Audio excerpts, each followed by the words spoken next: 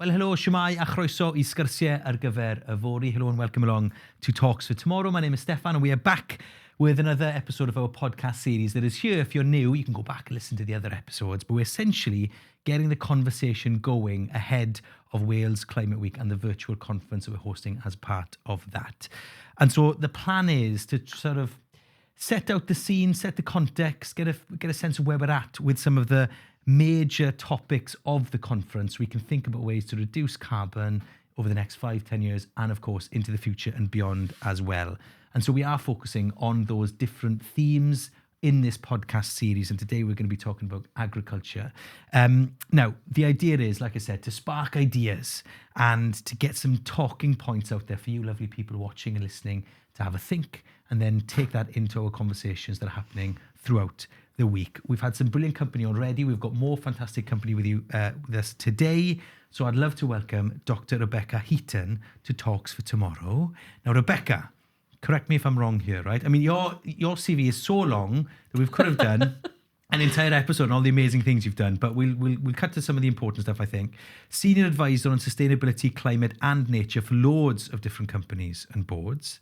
An expert in integrated land use, nature, forestry, sustainability, agriculture and climate change mitigation and adaptation. You sat on the UK Climate Change Committee between 2017 and 2021, advising the government on the net zero target for 2050 and loads more beside that. Like I said, we haven't got half an hour just to go through your extensive CV, Rebecca, but the one thing that popped out to me reading your bio, an avid gardener, Rebecca. So have you turned your garden down for the winter yet? Well, no, I haven't actually. I've got my purple sprouting broccoli still growing. I've got my leeks and I've got my kale still doing very, very well. Yeah. And, it's been a very warm autumn. My sweet peas have only just stopped flowering. Have they? So, so it's not too bad. And I'm halfway up a mountain, I'm 850 feet. So above sea level. And it's still not quite ready to turn down. Yeah, mine's in a state of decay that we'll talk about later on, Rebecca. We're having a bit of a joke about, all the brilliant things you've done during your career,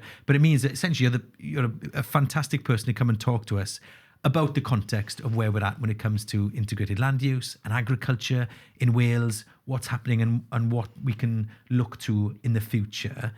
Let's start then with the context, set the scene, because it's been a bit of a controversial sort of topic of the last few years in Wales in terms of land use, food production and decarbonisation. Where are we at the moment? I think when you look at land use in Wales, especially in the sort of climate change context, it's how we manage our land. It's really a way of solving an awful lot of climate change issues. We've got this fantastic land base that we can use to store carbon. We can use to help our towns and cities adapt to climate change by stopping flooding, by managing it in that way. But it's also a source of emissions as well, isn't it? And I think it's a very challenging time in the agricultural sector more generally. We do see change ahead. We've had the Sustainable Farming Scheme just coming out, which does mean a change to how farmers might farm. But I think the government are listening. They've rethought some of their forestry, for example, and are realising that this isn't a one-size-fits-all. Every land manager, every farmer, every forester will have a different land management objective for their land. And we need to support that whilst also meeting the overall objectives of the Welsh Government. Yeah. And so essentially, is that conversation still ongoing then in terms of how land's going to be used and the proposal? If I remember rightly, it was percentages and all that sort of the debate about it, wasn't it? Yeah, I mean, there were some sort of blanket rules that were suggested saying, all farmers have to plant an X amount of trees, for example. And actually the context is some farmers will want to do that and it fits what their land. For other farmers, that's not so appropriate.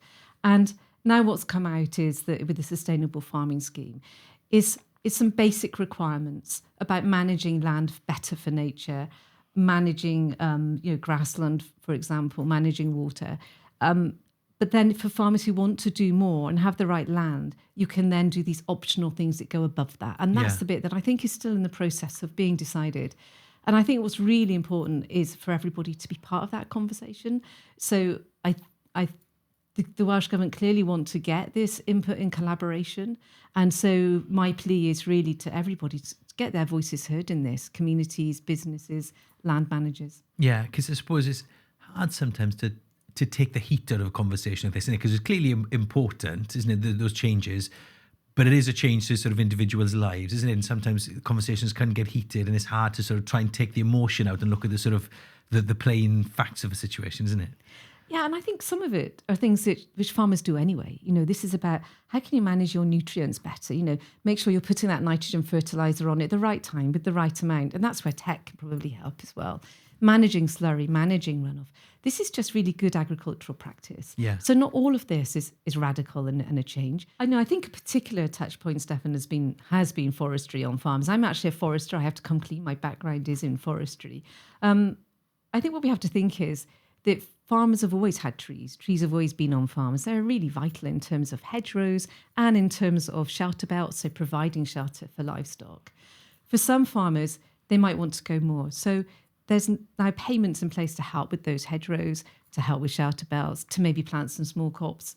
But if you want to do more, there's a real role for trees in natural flood management. So there's some great examples, for example, above Neath, where there's some tree planting that's gone on and to try and stop the water flowing so fast down into the streams and down into Neath. So to try and sort that flooding out by planting trees to slow those water flows down and to perhaps make the rivers more curvy by putting logs and trees in.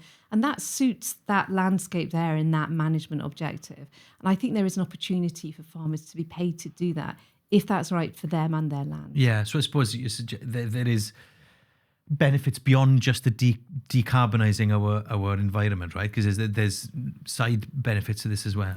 Well, this is it. I think the land has a key role to play both in adapting to climate change. So we always thought, we'll start adapting to climate change in 2050. And unfortunately, we're having to adapt now. We're seeing increasingly extreme weather events, absolutely shown to be linked to climate change. The scientists have got really good now at what we call attributional science. And they can say, yes, that weather system wouldn't have happened had we not warmed the atmosphere. And so we're seeing that increasingly in our day-to-day lives, and flooding particularly. And how we manage our land upstream and above our towns and cities can really manage those issues downstream. So there is a role, but we're going to have to pay farmers to do that. Yeah. But we also have to understand we need to produce food as well, and timber. We're, as the UK as a whole, I don't have the figure just for Wales, but UK as a whole imports 80% of its timber. So we have a timber security issue as well as a food security issue. So this is really challenging in terms of how we try and balance all these demands. And I don't think it's simple to see this pathway through it all and to come out, hopefully, with all our targets met in 2050. But to me, more importantly, having thriving rural communities. So, Steffan, we were saying where I've come from this morning up in the hills, I know what it's like to live in a small rural community. We need to have multi-generational communities that respect culture, that respect language. So how can managing the land around that actually help to develop those thriving communities as well? Now we've got a sense then of where we are at the moment, Rebecca. Let's sort of get into some of the specifics, I suppose. It's quite a delicate balance you've described there when you're trying to figure all this stuff out. It's not easy stuff. How difficult is it to get that balance right? Because I suppose that needs to be done now, right? If we're going to be hitting these targets by 2050. Yeah, I think we need to act now and certainly start to act now. And it's not only the climate change targets as well. It's about building resilience around nature and biodiversity as well, because we are facing that dual crisis. And supporting nature and biodiversity will also help us adapt to climate change as well. And that will give farmers long-term sustainability. So those farms being resilient to climate change. So there's a lot of headwinds at the moment. How do we see our way forward? We've got a lot of consultations coming up. And I think just getting people in the room to actually discuss it is probably the way forward. I also see a role for tech and innovation as well, to really help us on this journey. So that could sort of, gadgets and gizmos. It's amazing now how you don't even see fences around a lot of farms because cows are managed and cattle just managed by remote sensing now. I mean, it's just quite incredible how they know where to go and not to go because of that. A farmer can just sit there with his iPad. That would have been unheard of sort of 10 years ago and actually quite new just 5 years ago. So I think there's a real role for ag tech here as well. Perhaps AI helping us to get the data, using drones for data and then bringing that back and really understanding what's going on so you can work out how to apply your nutrients with more precision. So I think there is a lot there. I also think in Wales, we're really lucky that we've got some great universities doing a lot on innovation. So Bangor University. I'm slightly biased. I'm an honorary fellow there, but they were just ranked #1 for agriculture and forestry in the UK. And we've got that expertise there in the agricultural colleges to really help drive some new solutions to this. It sounds like there's quite a lot happening. If I was at the moment in this space, is it sometimes a bit overwhelming, do you think, for people who are just trying to, I don't know, carry on with day-to-day life or run their farm or whatever, and then all of a sudden all of this information has come at once, and we should be upscaling and using new technology. Also, we've got new rules and guidance in terms of how we should use our land. It's quite a lot, isn't it? Obviously, it's and we've talked a lot about in this series about bringing people along with us on this journey towards decarbonisation. Do you think is that a worry with all of the change happening at the same time? Yeah, I think it is. I really do. I think we're being told we should be doing so many different things in our lives generally, and then for farmers, they're being told you've got to hit this objective or that objective. So how can we work together, really? You have farmers who are, I think, sort of first adopters, and there's the Nature Friendly Farming Network, and that's a great network of farmers. And one of their mantras is no one gets left behind. So how can everybody come on this journey together? So I think having those role models out there can be really helpful. Yeah. And getting them on to adopt some of the tech that you've touched upon. How does that tech actually help on the decarbonising front as well as making it a more efficient way to manage farms? How do those bits help when it comes to the decarbonisation stuff? So I think some of the drones and the AI is about precision applications of fertilisers, for example, which are a source of farm emissions. Oh, okay, so, I see. Yeah, so that's one way. And I also think we should think about the work that we have done as well in this space. So, we all know that cows belching produces methane, and, that's a greenhouse gas. But there's been an awful lot of movement in that space already by looking at animal feeds and feeding animals with feed that means they belch less, basically. And Avarice with the university are doing some brilliant work in that place as well. So I don't think we should think this is a whole-scale change. Perhaps it's more of an evolution. And taking some of those easy steps first of all. So another area where I think there can be some easy wins might be with salt marshes, for example. I'm not saying there's a large area of salt marsh, but that's one of those wonderful solutions that ticks so many boxes. If you start creating more new salt marshes, you can graze those with cattle or with sheep. You're increasing the carbon in the soil. You're increasing the biodiversity. You're giving the water an area to run off more gently instead of flooding. That's a win-win. So I think we need to work on what other win-wins there are for us in Wales. Yeah. Do you get a sense that stuff is being looked at, or is it sometimes overlooked? Why hasn't it happened already, essentially? I think it is being looked at very much now in the context of the sustainable farming scheme. Yeah. I also think we're seeing a lot more ways of measuring and accounting for this. So, for example, there's now a peatland code which says this is how you can measure, and these are the actions that you can do to show that you're increasing that peat or that you're protecting peatland. And if you can measure it, then you can get paid for it. And we're also seeing that now with hedgerows as well. There's something called the hedgerow code, which says if you can do this and you can measure this, then actually you can really get paid for that benefit and be confident that you are benefiting doing these things. Yeah. Where would you say, Rebecca, just listening to all this, there's so many elements of it, isn't it? How does the way we use our land, the role of agriculture, have an impact on climate change and carbon emissions? Where would you rank it in terms of all the other things that impact carbon emissions? I think it's crucial. I think it's right up there. So it's one of the greatest sources of emissions, but it's also one of the greatest sinks as well, the most potential to really lock up carbon. So we've got this large source of emissions from how we farm. We've got the potential to really reduce emissions and suck up emissions from other sectors. We've also got the potential to really manage how we adapt to climate change, which we have to do now. We really should be starting on that. By 2030, we need a plan of how in Wales we're going to adapt to all these changing weather patterns that we're seeing. And supporting farmers to be more resilient and to manage their land differently can really help us to adapt. We can't really get into the weeds of this issue and talk about the details of integrated land use and things without talking about onshore wind farms, Rebecca, right? Another hot topic in this space. They built ones on the mountain where I was born, and you can see it from my parents' house. Yes. How is that working at the moment? Because it is a very efficient way of generating energy, right? Yeah, I mean, I can see one from my bedroom window. So we are a country of wind farms. it is the cheapest form of electricity generation which we have. And that's why it features so much, of course, in all of the plans and scenarios. But, we have to do it in the right way. We absolutely have to. And it has to bring benefit to the whole community and to all landowners in an area. So obviously the landowner who has turbines on his land their land will be doing, financially be rewarded for that. But what about the communities? So there are community funds, but my plea would be to be more transparent about those community wind farm funds and to give to them to be really meaningful as well. And then there's also the issue of what happens, how do you get that electricity out from a wind farm? And that involves transmission lines and pylons.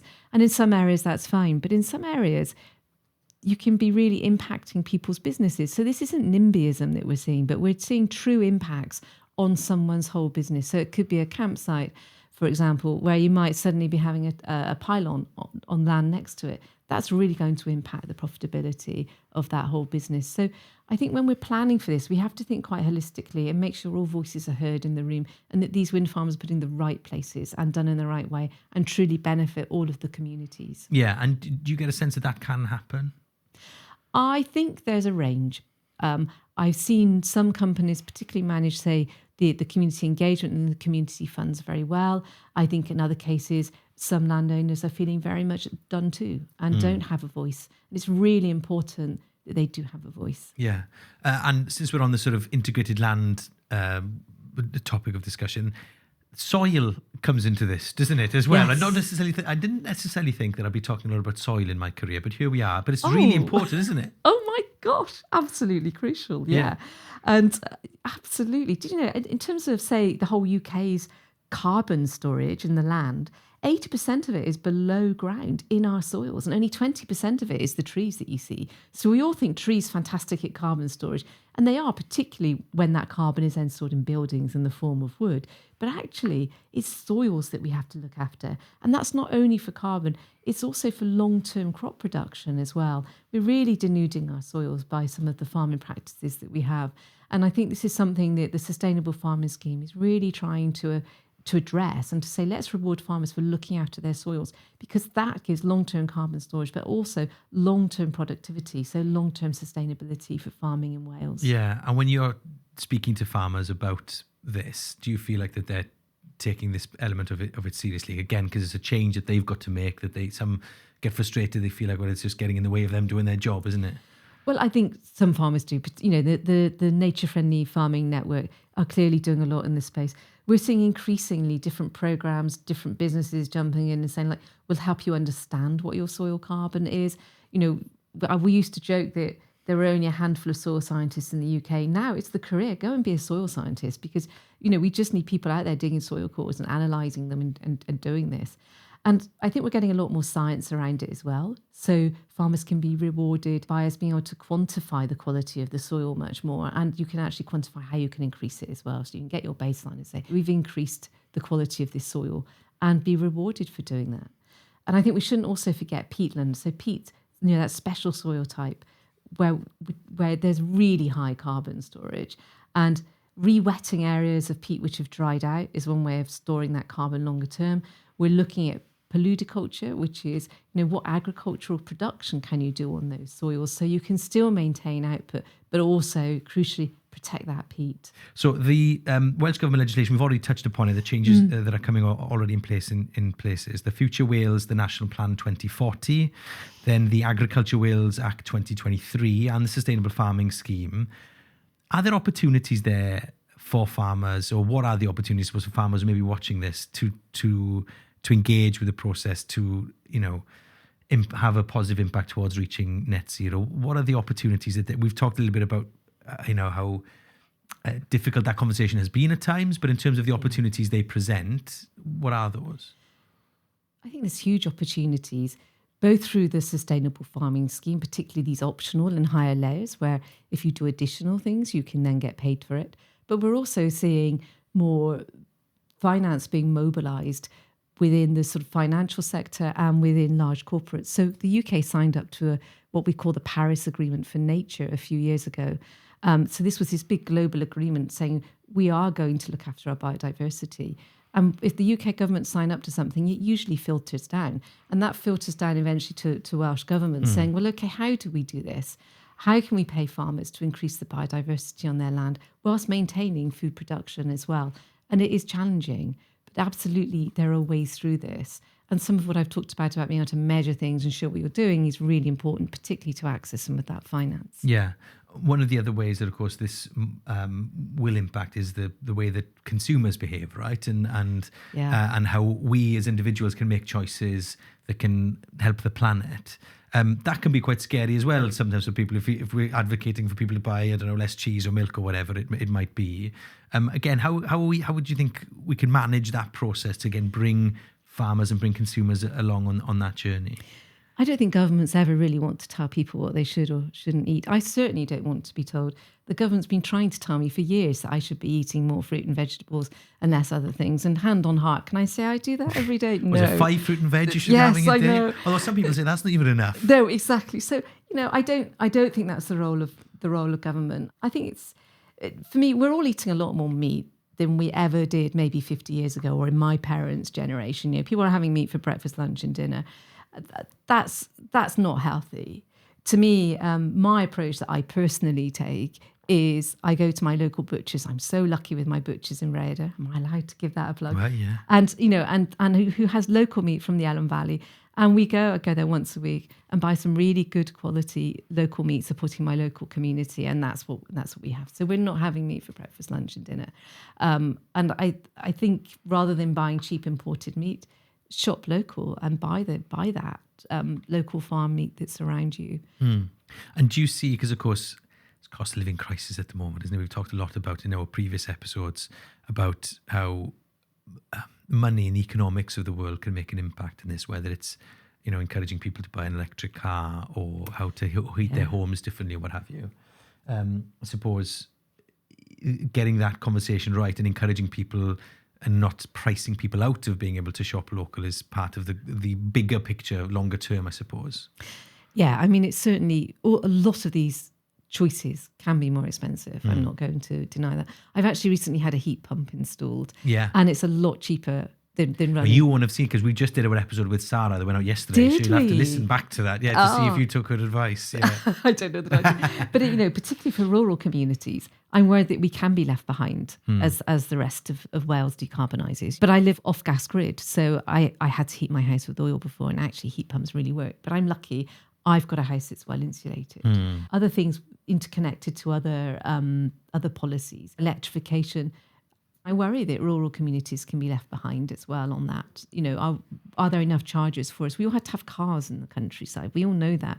We have to have cars. We were talking about that earlier. It's really difficult to live in the country without a car. So, making sure that there's that good infrastructure for charging is really important. Yeah.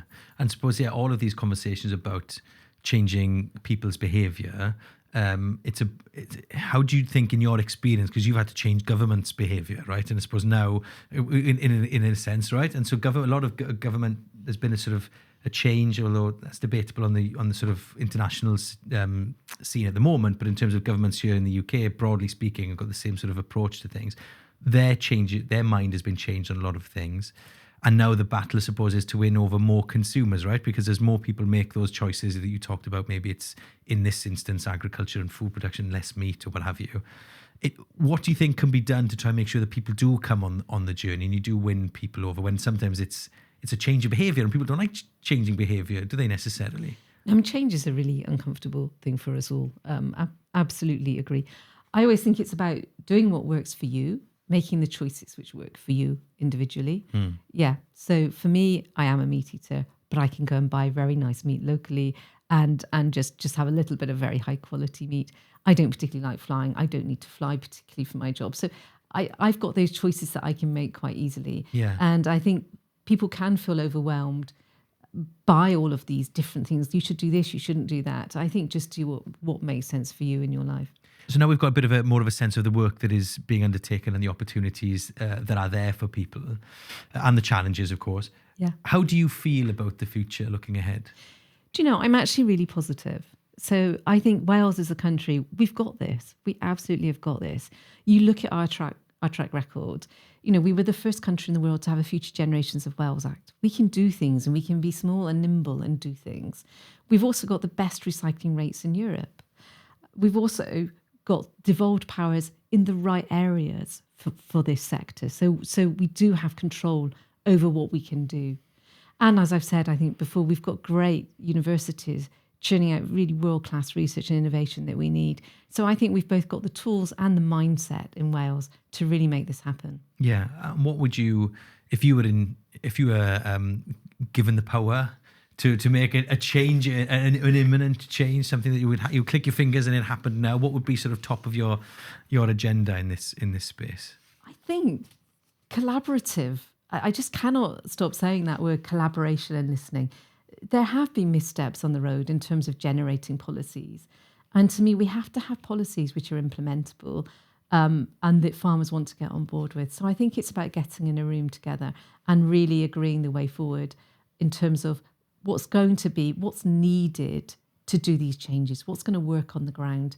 And that we're only going to hear that from practitioners, from people and land managers actually doing that. Yeah. And we've talked a bit about this, and I suppose getting a sense of you that you feel confident that can happen, isn't it? Because there are difficult conversations, and clearly some of what's happened already didn't necessarily keep everybody happy, shall we say. So how confident can you be that you can get people in the room and agree on a way forward that keeps everyone happy? Well, I hope Wales Climate Week is a catalyst for some of those conversations. Exactly. Yeah. And we are seeing different farmer groups really make their voice heard. That's really, really important. And I think my plea to government is one size doesn't fit all. It really does not fit all. We have to have flexibility. We shouldn't be telling people how to manage their land. People have to make their own choices around that. But there should be a supportive environment, giving those options to do those different things that we see will contribute towards our climate change targets and, crucially, climate change adaptation, because we can't look at the two separately anymore. Yeah. You're very much a glass half full person, Rebecca, which is always nice to hear. One of the themes that have come out in my conversations, and will no doubt come out in Wales Climate Week itself, is how we take people along with us on this journey, because clearly some farmers have felt like they've not been listened to and they're being a bit ignored in the conversation over the past few months and years. You feel positive that actually there is a way to make sure that they feel part of this journey and that they can have positive changes going forward? You know, I think the Welsh Government have listened. They've changed what they were saying about forestry. They've absolutely realised one size does not fit all. And then in terms of the farming community, I do feel optimistic. Farming doesn't stand still. Farmers never stand still. We're not farming now how we were 20 years ago, and we'll be farming differently in 20 years' time. And so I think we should be optimistic about the farmers in Wales really rising to this challenge and grasping it. I think we all know where we would like to be, which is of a resilient Wales, which is hitting its climate change targets and with less flooding and impacts of climate change downstream as well. Also thriving communities, multi-generational communities, thriving language, thriving culture. But how do you get to that slightly utopian vision? I think we've got some of those bricks and building blocks there in place, and we need to do more to develop it. So I would say the future would be about having wildlife corridors and also ancient woodlands better managed as well. So just managing what we have in a better way, and also adding a bit more of nature and biodiversity in. Well, Rebecca, thank you very much for the time, for the conversation. It's fascinating. There's lots going on in this space, isn't it? And it's going to be a busy few years to come. Yes. I'm off to turn down my garden, although it's in a terrible state. You'll have to come and fix it for me. I'd love to.